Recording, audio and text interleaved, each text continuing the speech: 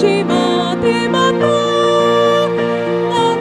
nado puji te mata. Olopon Tuhan ini, hati takkan tinggali basanai. Saya otongan mi, rotusi paluai. Olopon Tuhan ini, hati takkan madekan basanai.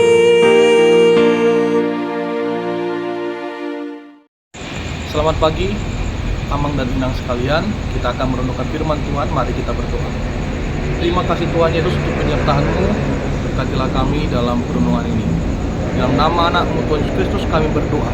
Amin. Firman Tuhan diambil dari 1 Samuel 17 ayat 47. Dan supaya segenap jemaah ini tahu bahwa Tuhan menyelamatkan bukan dengan pedang dan bukan dengan lembing, sebab di tangan Tuhanlah pertempuran dan Ia pun menyerahkan kamu ke dalam tangan kami. Saudara-saudara, Amang dan Inang sekalian, firman ini menjelaskan bagaimana ketika bangsa Israel yang dipimpin oleh Saul melawan bangsa Filistin, ada seorang yang sangat disegani, ditakuti oleh semua bangsa-bangsa yang bernama Goliat. Amang dan Inang, bangsa Filistin bangsa yang tidak mengenal Allah, mereka tidak percaya, dan mereka sangat sombong, angkuh, dan memang benar mereka memiliki kekuatan, kekuasaan yang luas, dan daya perang yang banyak, sehingga mereka menganggap mereka adalah orang yang tangguh. Di saat itu, ketika mereka berhadapan dengan bangsa Israel ketakutan. Saul melihat bahwa tentara-tentara yang tidak mampu melawan Goliat. Terlebih ketika Goliat berkata, lawan saya, siapa yang berani maju, saya akan berhadapan dengan mereka. Amang dan Inang sekalian, ini adalah titik terendah, terlemah yang dialami oleh bangsa Israel. Namun muncul seorang pemuda bernama Daud. Pemuda yang sehariannya adalah seorang gembala, namun dia bukan sembarang gembala.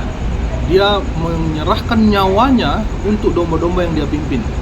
Kalau ada singa, ada serigala, atau ada binatang-binatang buas lainnya, dia melakukan pembelaan terhadap domba-dombanya. Dan bukan hanya itu, Amang dan Inang.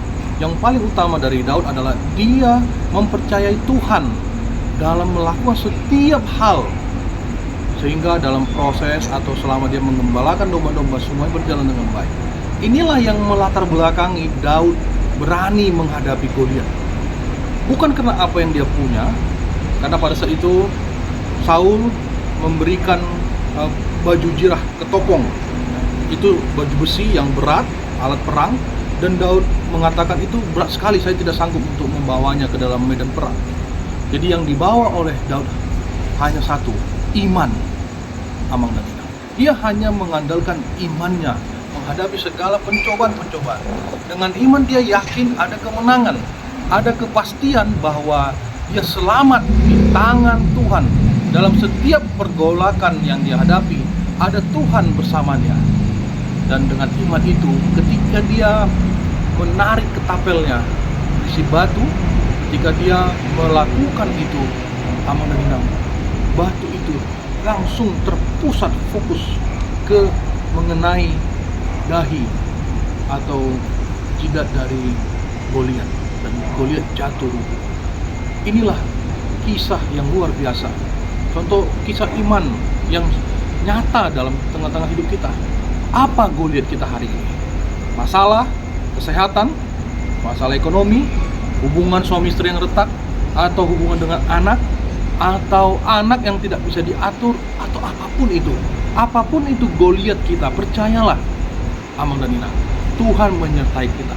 Andalkanlah Tuhan dalam setiap kehidupan kita. Demikianlah yang diminta oleh Tuhan bagi kita, Amang dan Inang, bahwa Tuhan menyelamatkan bukan dengan pedang dan bukan dengan lembing, sebab di dalam Tuhanlah, sebab dialah, di tangan Tuhanlah pertempuran dan Ia pun menyerahkan kamu ke dalam tangan kami. Artinya di dalam Tuhanlah, hanya Tuhanlah yang berperang. Tuhan yang mengerjakan bagi kita. Setiap orang yang mengandalkan Tuhan, sesungguhnya dia sudah menang. Oleh karenanya, Tuhan hanya berharap, Tuhan hanya menginginkan kita untuk duduk tenang di dalam doa, di dalam iman yang sungguh-sungguh kepada-Nya. Ayo, mari kita lakukan doa mengingat dalam keseharian kita. Tuhan memberkati kita. Mari kita berdoa. Terima kasih Tuhan Yesus untuk firman-Mu. Kami mau mengandalkan Engkau Tuhan dalam segala aktivitas kehidupan kami, tantangan hidup kami. Kami percaya ya Tuhan, bahwa ada kemenangan di dalam Tuhan. Di dalam nama anak-Mu Tuhan Yesus Kristus kami berdoa. Amin.